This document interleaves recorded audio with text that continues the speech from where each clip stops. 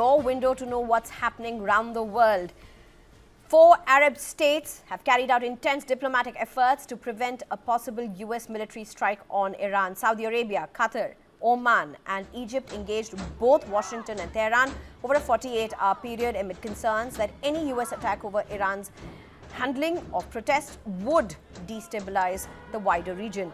The diplomatic push came just days after US President Donald Trump signaled he had decided against military action for now, citing signs that the killings in Iran were easing. The 4 Arab nations warned US that an attack on Iran could trigger serious security and economic consequences across the West Asia, impacts that would ultimately affect US interests as well. They also cautioned Iran that any retaliatory strikes on US facilities in the Gulf would severely damage Iran's relations with neighboring countries. The diplomatic intervention highlights growing regional concern over the risks of escalation between the United States and Iran. And Iran envoy Darzi has warned that any threat of military intervention against Iran would breach international law and urged the UNSC to reject such action before it is too late.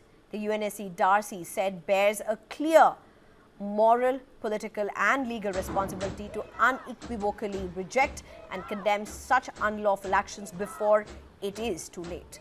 Darzi accused the US and Israel of trying to sow unrest in the country to make up for what he described as their failed objectives in the 12-day war last June.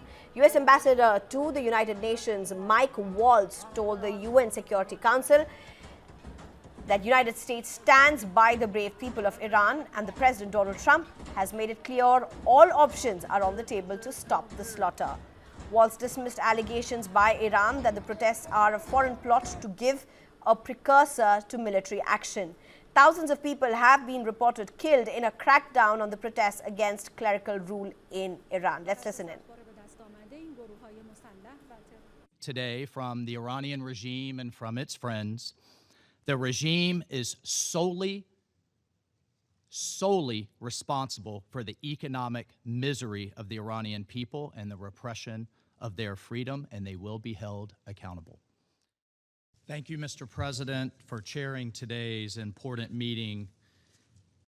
I would like to address the allegation put forward by the regime that these inspired protests are somehow a foreign plot to give a precursor to military action. Everyone in the world needs to know that the regime is weaker than ever before and therefore is putting forward this lie because of the power of the Iranian people in the streets.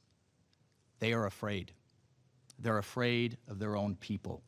It is deeply regrettable that the representative of the United States regime who requested this meeting has today resorted to lies, distortion of facts, and deliberate misinformation to conceal his country's direct involvement in steering unrest in Iran to violence. Any threat to use of force against the Islamic Republic of Iran under any pretext, including claims of protecting protesters or supporting the Iranian people, constitute a grave and manifest violation of international law and the UN Charter.